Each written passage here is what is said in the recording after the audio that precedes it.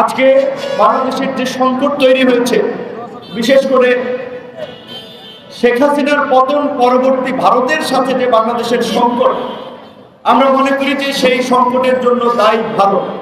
সরকারের পক্ষ থেকেও সুস্পষ্ট বার্তা ছিল, রাজনৈতিক দলগুলো বলেছে ভারতের সাথে বাংলাদেশের যে কূটনৈতিক সম্পর্ক সেটি স্বাভাবিকভাবেই চলবে। তবে আওয়ামী লীগকে যেভাবে তারা দাস দাসীর মতো ব্যবহার করেছে, এই অভ্যুত্থান পরবর্তী বাংলাদেশের সরকার কিংবা কোনো রাজনৈতিক দলকে সেভাবে দাস দাসীর মতো ব্যবহার করতে পারবে না। যার ফলে ভারতের দিক থেকে এই প্রতিক্রিয়াগুলো আমরা দেখতে পাচ্ছি।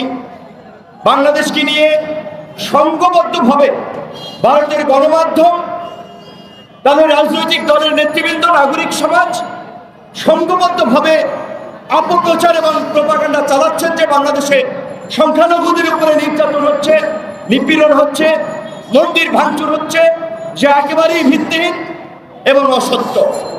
আমরা ভারত সহ সমস্ত বিদেশি গণমাধ্যমকে আমন্ত্রণ জানাবো, আপনারা বাংলাদেশে এসে বাংলাদেশের গ্রামগঞ্জে ঘুরে দেখুন কোথায় হিন্দুদের উপরে আক্রমণ হয়েছে, কোথায় মন্দিরে আক্রমণ হয়েছে। যেই দু একটি ঘটনা ঘটেছে এগুলো রাজনৈতিক ঘটনা। আওয়ামী লীগের আমলে হিন্দু হয়েও যারা মুসলমান কিংবা হিন্দুদের উপরে নির্যাতন নিপীড়ন চালিয়েছে, জনরোষে জনক্ষোভে আজকে তাদের নামে মামলা হচ্ছে, কোথাও বিচ্ছিন্ন হামলা মামলার ঘটনা ঘটছে। এটি কোনো সামগ্রিক ঘটনা না। কাজে আমরা ভারতের মিডিয়া সহ আন্তর্জাতিক গণমাধ্যমকে বলবো, বিষয়টি সঠিকভাবে আপনারা তুলে ধরবেন। ভারতের বিক্রম মিস্ত্রি পররাষ্ট্র সচিব এখানে এসেছে, দেখেছেন ওই যে বলে ঠেলার নাম বাবাজি।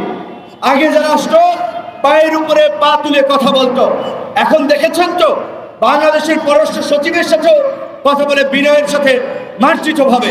কাজে আপনি যদি মাথা উঁচু করে দাঁড়ান, আপনার প্রতিপক্ষ সেভাবেই আপনাকে সম্মান করবে। এই পরিবর্তিত বাংলাদেশে আজকে সমস্ত রাজনৈতিক দলগুলো দাবি জানিয়েছে, গত 16 বছরে শেখ হাসিনার আমলে ভারতের সাথে